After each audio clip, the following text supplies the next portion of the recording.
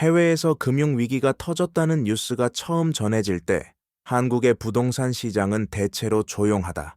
주가는 흔들리고 환율이 급등해도 아파트 가격은 쉽게 무너지지 않는다. 이 시간차는 우연이 아니라 구조의 결과다.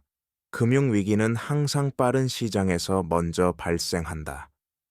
외환시장, 채권시장, CDS 같은 위험 지표는 몇 분, 몇 시간 단위로 반응한다. 반면 부동산은 느리다. 거래는 드물고 정보는 불완전하며 심리는 관성에 의해 움직인다. 그래서 위기는 이미 시작됐는데 많은 사람들은 아직 체감하지 못한다. 이 지연은 때로 안도감을 만든다. 한국은 다르다는 믿음, 정부가 막아줄 것이라는 기대, 과거 위기를 넘겼다는 기억이 겹치며 시장을 지탱한다. 그러나 이 완충 장치는 영원하지 않다. 금리가 오르고 유동성이 줄어들면 보이지 않던 균열이 서서히 드러난다. 대출 상환 부담은 가계의 소비를 갉아먹고 전세 시장의 긴장은 매매 시장으로 이동한다. 문제는 속도가 아니라 방향이다. 해외 금융 위기는 한국 부동산에 즉각 도달하지 않지만 한 번 연결되면 되돌리기 어렵다. 이 다큐멘터리는 왜 이 지연이 발생하는지, 그리고 그 시간이 우리에게 기회인지, 위험인지 차분히 추적한다. 위기는 항상 소리 없이 신호를 보낸다.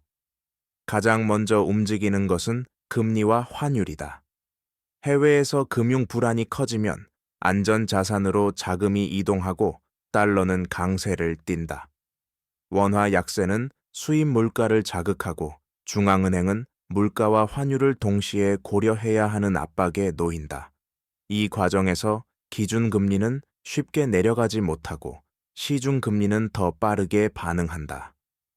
CDS 프리미엄이 서서히 오르는 것도 같은 맥락이다. 국가와 금융 시스템에 대한 불안이 가격으로 드러나는 순간이다.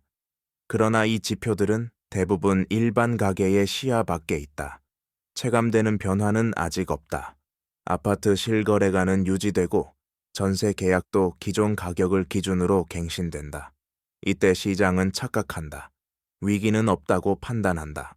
하지만 유동성은 이미 줄어들고 있다. 은행은 대출 심사를 보수적으로 바꾸고 건설사와 시행사는 자금 조달 비용이 높아진다. 눈에 보이지 않는 곳에서 부담은 쌓이고 그 무게는 결국 부동산 시장으로 이동할 준비를 한다. 파트 3. 해외 금융 충격이 한국 부동산으로 전달되는 경로는 단계적이다. 첫 단계는 금융 시장이다. 외환과 채권 시장에서 불안이 커지면 자금의 가격이 올라간다. 두 번째는 신용이다. 은행은 리스크 관리에 들어가고 기업과 가게 모두 이전과 같은 조건으로 돈을 빌리기 어려워진다. 세 번째는 실물이다. 소비와 투자가 둔화되면서 고용과 소득이 압박을 받는다. 이 지점에서 부동산은 영향을 받기 시작한다. 집은 자산이지만 동시에 부채 위에 서 있다. 금리가 오르면 대출 이자는 늘고 소득이 흔들리면 보유의 부담이 커진다. 그러나 이 변화는 급격하지 않다. 거래가 멈추고 호가만 남는다. 가격이 떨어지지 않는 것처럼 보이지만 사실은 시장이 얼어붙은 상태다. 이 정체의 시간이 길어질수록 뒤늦은 조정은 더 깊어지는 경향이 있다. 해외 사례를 보면 이 지연 구조는 반복된다. 아르헨티나는 외환 위기가 먼저 왔고 부동산 붕괴는 뒤늦게 나타났다. 환율 폭등과 금리 급등이 먼저 가계를 압박했고 부동산 가격은 한동안 버티는 듯 보였다. 그리스 역시 국가 부채 위기가 금융시장을 강타한 뒤 몇 년의 시차를 두고 주택시장이 무너졌다. 터키와 베네수엘라도 비슷하다. 통화 가치 하락과 유동성 고갈이 먼저 발생하고 부동산은 거래 절벽과 신용 경색을 거쳐 서서히 붕괴했다. 공통점은 명확하다. 부동산은 위기의 출발점이 아니라 종착지에 가깝다. 사람들이 마지막까지 붙잡는 자산이기 때문이다. 한국도 예외는 아니다. 다만 외환 보유의 금융규제 정부 개입이라는 완충 장치가 시간을 벌어준다. 이 시간은 안전 구간이 아니라 유예 기간에 가깝다. 다른 나라들이 보여준 것은 속도의 차이일 뿐 방향은 같았다는 점이다. 한국 경제에서 이 지연은 독특한 파급 효과를 만든다. 금융시장이 흔들리는 동안 부동산은 안정된 것처럼 보이고 가계는 여전히 대출을 유지한다. 그러나 이 과정에서 위험은 가계의 재무 구조 안으로 스며든다. 금리 상승은 월 상환액을 늘리고 전세 대출과 주택담보대출은 동시에 부담이 된다. 환율 상승은 물가를 자극해 실질 소득을 깎는다. 소득은 정체되는데 지출은 늘어나는 구조다. 기업 역시 예외가 아니다. 부동산 프로젝트 파이낸싱은 유동성에 민감하고 금융 환경이 나빠지면 가장 먼저 흔들린다. 이때 부동산 가격이 바로 떨어지지 않는다는 점이 문제를 키운다. 위험이 해소되지 않은 채 누적되고 어느 순간 작은 충격에도 연쇄 반응이 발생한다. 지연은 완충기지만 동시에 증폭 장치가 된다. 이 구조를 이해하지 못하면 안정처럼 보이는 시간에 가장 큰 결정을 하게 된다. 이런 지연 국면에서 정부와 중앙은행의 역할은 결정적이다. 해외 금융 위기가 감지되면 정책 당국은 즉각 부동산을 직접 건드리기보다 금융 시스템 안정에 집중한다. 외환 시장에는 달러 유동성을 공급하고 채권 시장에는 매입 기구를 가동한다. 기준금리는 물가와 환율을 동시에 고려하며 신중하게 조정된다. 겉으로 보면 부동산 시장은 보호받는 것처럼 보인다. 그러나 이 정책들은 시간을 사는 선택에 가깝다. 유동성 공급은 신용 경색을 늦출 수는 있지만 금리 상승과 소득 둔화라는 구조적 흐름을 뒤집지는 못한다. 오히려 정책 신호는 시장의 판단을 흐리게 만들 수 있다. 사람들은 위기가 끝났다고 해석하고 부채를 유지하거나 늘린다. IMF 외환 위기 당시에도 비슷했다. 초반의 안정 조치는 공포를 막았지만 뒤늦은 구조 조정은 더 큰 고통을 남겼다. 정책은 충격을 완화하지만 방향을 바꾸지는 않는다. 이 지연 구간에서 개인에게 가장 중요한 것은 속도가 아니라 인식이다. 부동산 가격이 유지된다고 해서 위험이 사라진 것은 아니다. 오히려 이 시기에는 현금 흐름을 점검해야 한다.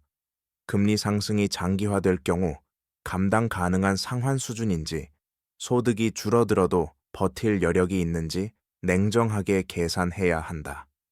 해외 사례들이 보여준 공통된 교훈은 단순하다. 위기가 눈에 보일 때 움직이면 이미 늦다. 아르헨티나와 그리스에서 많은 가게는 가격이 떨어진 뒤에야 행동했고 선택지는 거의 없었다. 반대로 위험을 먼저 인식한 사람들은 규모를 줄이고 유동성을 확보했다. 한국에서도 마찬가지다. 지연은 준비의 시간일 수도 방심의 시간일 수도 있다. 부동산 시장의 침묵을 안정으로 오해하지 않는 것, 그것이 개인 생존 전략의 출발점이다. 해외 금융 위기가 한국 부동산에 늦게 도달하는 구조는 결국 심리와 제도의 결합이다. 부동산은 생활의 기반이자 정치적 민감 자산이다. 그래서 가격 하락은 최대한 늦춰진다. 정책은 급락을 막고 금융권은 연착륙을 기대하며 시간을 늘린다. 그러나 이 과정에서 시장은 진실을 잃는다. 거래가 줄어들고 호가는 유지되지만 실제 수요는 약해진다. 이 괴리는 결국 해소된다. IMF 구제금융 이후 한국의 경험도 그랬다. 외환 위기는 빠르게 왔지만 부동산 조정은 몇 년에 걸쳐 진행됐다. 늦게 시작됐지만 길고 깊었다. 지연은 충격을 완화하는 장치이자 고통을 분산시키는 메커니즘이다. 문제는 분산된 고통이 눈에 잘 띄지 않는다는 점이다. 그래서 많은 사람들은 끝까지 상황을 과소평가한다. 부동산이 마지막까지 버틴다는 믿음은 위기에서 가장 위험한 신념이 될 수 있다. 이제 질문은 하나로 모인다. 이 늦게 오는 위기를 우리는 어떻게 받아들여야 하는가? 해외 금융 위기는 피할 수 없지만 그 충격의 크기는 선택에 따라 달라진다. 한국 부동산이 즉각 무너지지 않는다는 사실은 안심의 근거가 아니라 판단의 기회다. 금리 환율 CDS 유동성 지표가 보내는 신호를 부동산 가격보다 먼저 읽어야 한다. 집값은 결과이지 원인이 아니다. 이 다큐멘터리는 공포를 조장하기 위해 만들어진 것이 아니다. 오히려 반대다. 구조를 이해하면 감정적 선택을 줄일 수 있다. 위기는 항상 늦게 체감되고 가장 늦게 움직인 사람이 가장 큰 비용을 치른다. 한국 부동산이 조용할수록 질문은 더 깊어져야 한다. 지금의 침묵은 안정인가? 아니면 폭풍 전의 정적인가? 해외 금융 위기가 한국 부동산에 늦게 도달하는 또 하나의 이유는 가계 부채 구조에 있다. 한국의 가계는 장기간에 걸쳐 부동산을 중심으로 자산을 축적해 왔다. 이 과정에서 대출은 분할 상환과 고정금리 정책 금융이라는 형태로 흡수됐다. 단기 충격이 바로 매물 증가로 이어지지 않는 이유다. 하지만 이 구조는 시간이 흐를수록 취약해진다. 고정금리의 만기가 도래하고 분할 상환의 부담이 누적되면 선택지는 줄어든다. 소득이 유지될 때는 버틸 수 있지만 경기 둔화로 고용이 흔들리면 상황은 달라진다. 이때 부동산은 방어 자산이 아니라 부담 자산으로 인식되기 시작한다. 중요한 점은 이 변화가 통계에 늦게 잡힌다는 것이다. 실업률과 연체율이 서서히 오르는 동안 부동산 가격 지표는 뒤늦게 반응한다. 지연은 완충기지만 동시에 위험을 가정 내부로 옮기는 과정이다. 금융 시스템 역시 같은 논리를 따른다. 은행은 위기 초기에 손실을 드러내지 않는다. 대손 충당금을 쌓고 만기를 연장하며 시간을 번다. 이는 시스템 안정에 기여하지만 부실을 제거하지는 않는다. 프로젝트 파이낸싱과 상업용 부동산 대출은 특히 민감하다. 해외 금융 환경이 나빠질수록 차환 비용은 오르고 수익성은 악화된다. 이때 문제가 발생해도 즉각 표면화되지 않는다. 금융권의 완충 장치는 부동산 시장의 조정을 뒤로 미룬다. 그러나 시간이 지나면 선택은 명확해진다. 연장할 것인가, 정리할 것인가. 이 결정이 한 번에 몰리면 시장은 급격히 반응한다. 지연된 위기는 한순간에 가속된다. 그래서 한국 부동산의 위험은 항상 느리게 다가오지만 빠르게 체감된다. 이 간극을 이해하는 것이 이후의 선택을 좌우한다. 해외 금융 위기와 한국 부동산 사이의 시간차를 키우는 또 다른 요소는 전세 제도다. 전세는 부동산 가격 변동을 흡수하는 완충 장치처럼 작동해 왔다. 매매가 부담스러울 때 수요는 전세로 이동하고 이는 즉각적인 가격 하락을 막는다. 그러나 전세 역시 금융 환경의 영향을 피하지 못한다. 금리가 오르면 전세 자금 대출의 비용이 증가하고 보증금은 가계부채의 또 다른 형태가 된다. 이 과정에서 전세 가격은 한동안 버티지만 유동성이 줄어들면 균열이 생긴다. 전세 보증금 반환에 대한 불안이 커지고 이는 매매 시장으로 전이된다. 과거 위기에서도 전세 시장은 항상 중간 단계였다. 겉으로는 안정돼 보였지만 실제로는 위험을 축적하는 공간이었다. 전세가 버텨주는 동안 부동산은 시간을 벌지만 그 시간만큼 부담은 더 커진다. 이 지연은 안정이 아니라 잠복이다. 글로벌 금융 위기의 파급 경로를 다시 보면 한국의 특수성은 예외가 아니라 변형에 가깝다. IMF 구제금융 이후 한국은 외환 관리와 금융 규제를 강화했고 이는 초기 충격을 흡수하는 데 효과적이었다. 그러나 세계 금융시장과의 연결은 더 깊어졌다. 해외 자본의 이동 금리 정책의 동조 환율 변동성은 국내 자산 시장과 분리될 수 없다. 아르헨티나와 그리스가 보여준 것은 제도의 차이보다 구조의 공통점이었다. 외부 충격은 먼저 금융을 흔들고 그 다음 실물과 자산으로 이동한다. 한국 부동산이 늦게 반응하는 것은 제도적 방어 덕분이지만 결국 같은 흐름 위에 있다. 차이는 대응의 여지다. 이 지연 구간을 어떻게 쓰느냐에 따라 결과는 달라진다. 준비의 시간으로 만들 것인가, 착각의 시간으로 남길 것인가. 한국 부동산 시장에서 이 지연이 반복될 때마다 나타나는 현상은 기대의 고착이다. 가격이 쉽게 내려가지 않는 경험은 시장 참여자들에게 학습 효과를 남긴다. 위기가 와도 결국 버틴다는 기억이다. 이 기대는 정책 신호와 결합하며 더 강해진다. 정부가 유동성을 공급하고 규제를 완화하면 시장은 이를 구조적 보호로 해석한다. 그러나 정책은 항상 조건부다.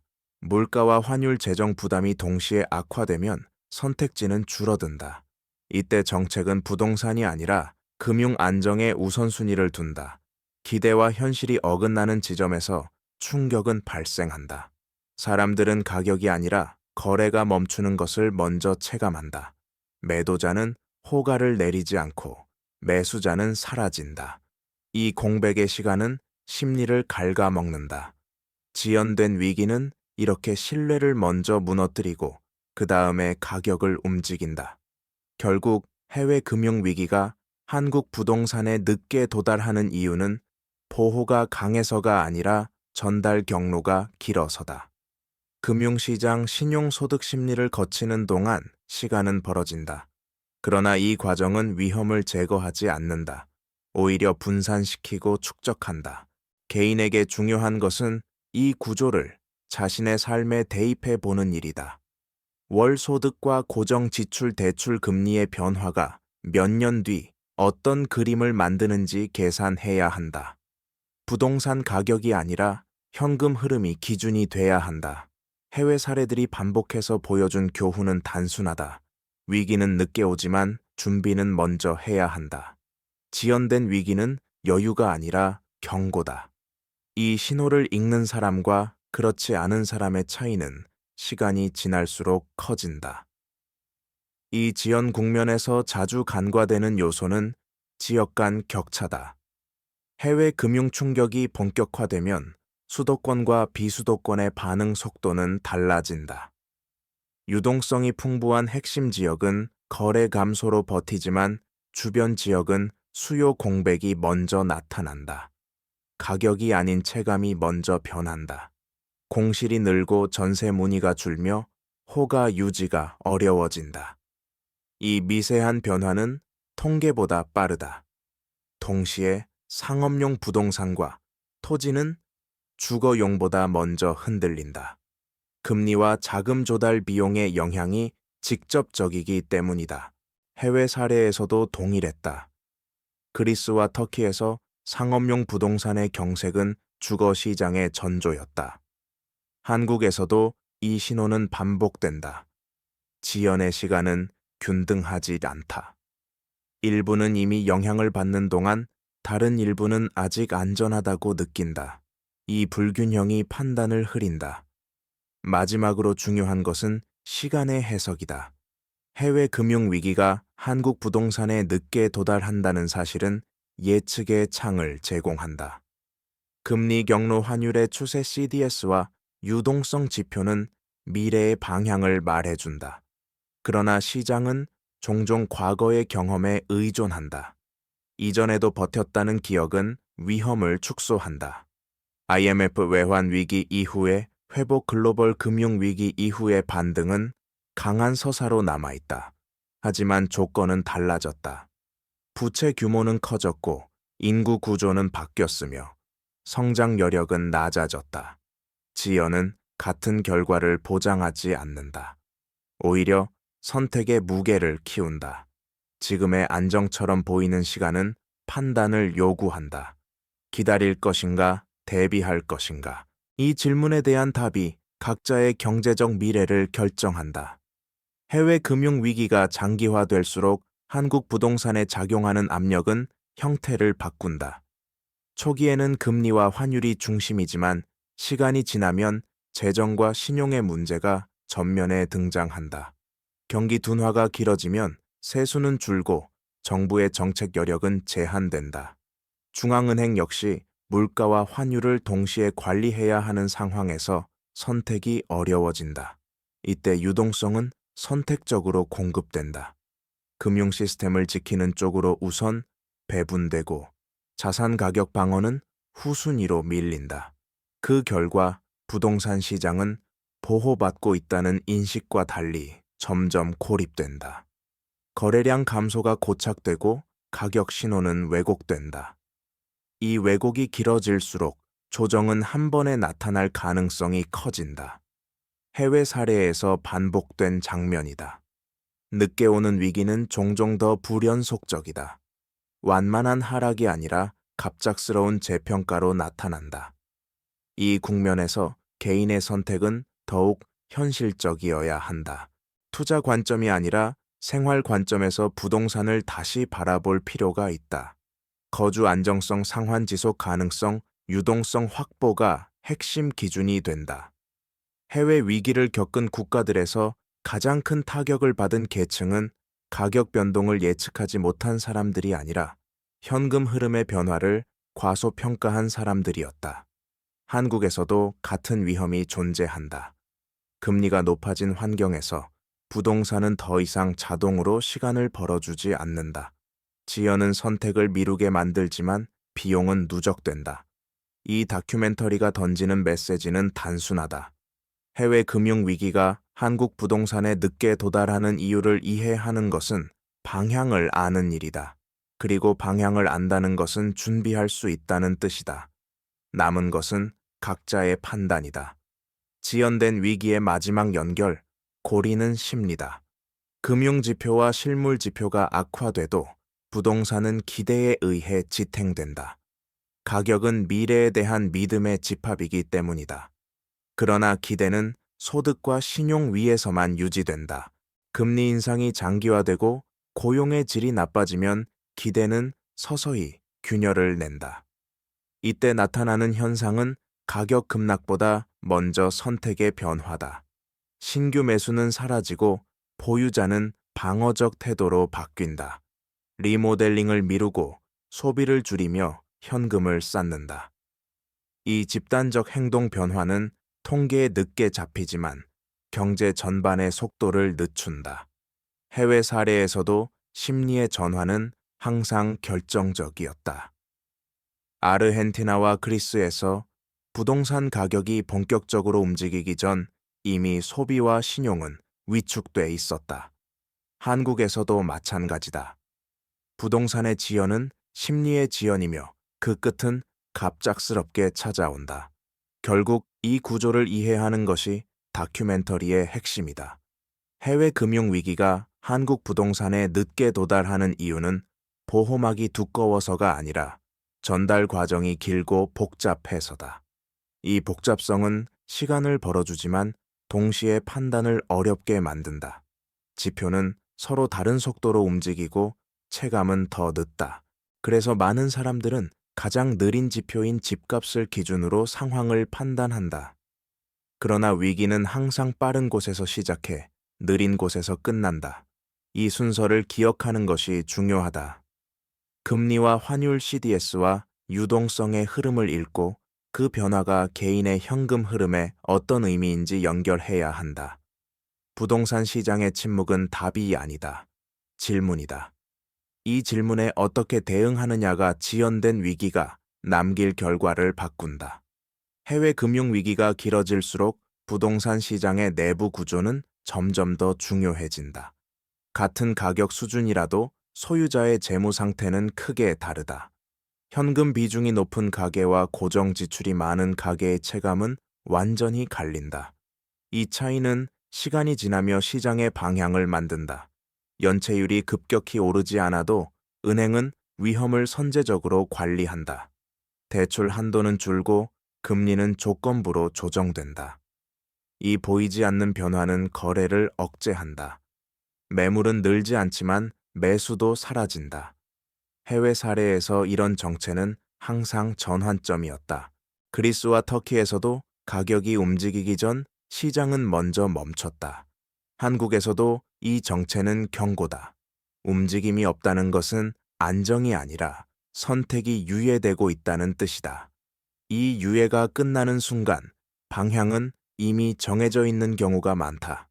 이 다큐멘터리가 반복해서 강조하는 것은 속도가 아니라 순서다.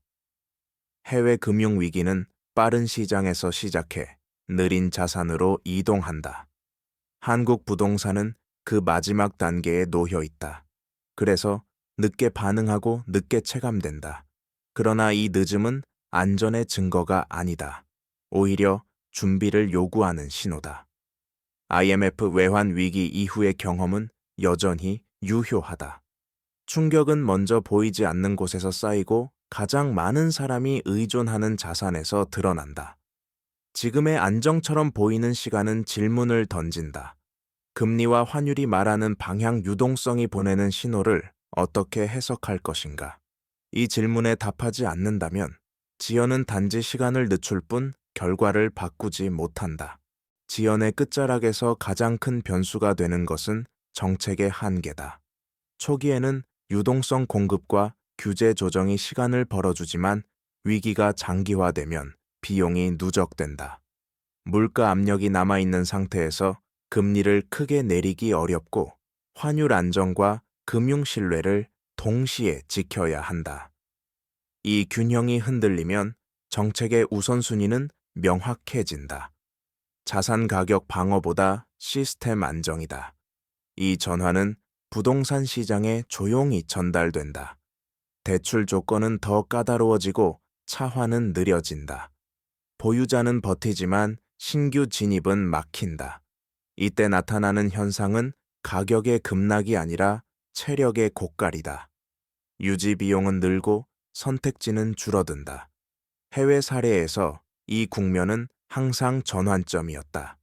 아르헨티나와 그리스에서 정책의 여지가 줄어든 순간 시장은 스스로 재정렬됐다. 한국도 다르지 않다. 지연은 정책의 시간표와 함께 끝난다. 결국 이 이야기는 부동산만의 문제가 아니다. 해외 금융위기가 한국 부동산에 늦게 도달하는 구조는 우리 경제가 충격을 흡수하는 방식의 축소판이다. 빠른 시장에서 위험을 감지하고 느린 자산에서 비용을 지불한다. 개인의 삶에서는 이 과정이 월급 대출 소비로 나타난다. 그래서 대비는 예측이 아니라 점검에서 시작된다. 소득의 지속 가능성 금리 변화에 대한 내성 유동성의 여유를 확인해야 한다. 이 다큐멘터리가 남기는 메시지는 단순하다. 늦게 오는 위기는 피할 수 없을지 몰라도 준비는 앞당길 수 있다. 부동산의 침묵은 안정의 증거가 아니라 판단의 시험이다. 그 시험은 가격이 움직이기 전에 시작된다. 지연된 위기의 국면에서 흔히 나타나는 또 하나의 착시는 평균의 함정이다. 전국 평균 가격, 평균 소득 평균 연체율은 상황을 완만하게 보이게 만든다. 그러나 위기는 항상 평균이 아니라 경계에서 시작된다. 상환 여력이 약한 가계 차환에 의존하는 사업자 분양 시점을 넘긴 프로젝트에서 먼저 균열이 생긴다. 이 작은 균열들은 뉴스가 되지 않는다. 대신 금융권 내부 지표와 현장 체감으로만 쌓인다. 이때 부동산은 조용하지만 선택의 폭은 줄어든다. 매도와 매수의 간극이 커지고 가격 발견 기능은 멈춘다. 해외 사례에서 이 정체는 단순한 휴식이 아니었다. 방향 전환전의 정렬 과정이었다. 한국에서도 평균을 벗어난 신호를 읽는 것이 중요하다. 평균이 안정적일수록 경계의 변화는 더 의미를 가진다. 지연은 전체를 보호하는 것이 아니라 취약한 지점을 드러내는 과정이기 때문이다. 이제 남은 것은 태도의 문제다. 해외 금융 위기가 한국 부동산에 늦게 도달한다는 사실을 어떻게 받아들일 것인가? 안심의 근거로 삼을 수도 있고 점검의 계기로 삼을 수도 있다. 차분한 선택은 숫자에서 시작된다. 금리 변화가 월 현금 흐름에 미치는 영향 환율이 물가와 생활비에 남기는 흔적 유동성 축소가 선택지에 주는 제약을 계산해야 한다. 부동산은 단기 예측의 대상이 아니라 장기 지속의 문제다. 늦게 오는 위기는 준비한 사람에게는 조정의 시간이고 준비하지 못한 사람에게는 강제 선택의 순간이 된다. 이 다큐멘터리가 전하고자 하는 메시지는 명확하다. 지연은 선물이 아니다. 질문이다. 지금의 침묵 속에서 무엇을 바꾸고 무엇을 지킬 것인가? 그 답이 위기의 크기를 결정한다. 지연의 마지막 구간에서 시장은 방향보다 체력을 묻는다. 가격이 오를 수 있는가가 아니라 얼마나 오래 유지할 수 있는가의 문제다. 해외 금융 위기가 길어질수록 금리의 고점은 높게 유지되고 유동성은 선택적으로 배분된다. 이 환경에서 부동산은 수익 자산이 아니라 유지 자산이 된다. 관리비 세금 이자 부담은 고정비로 남고 유연성은 줄어든다.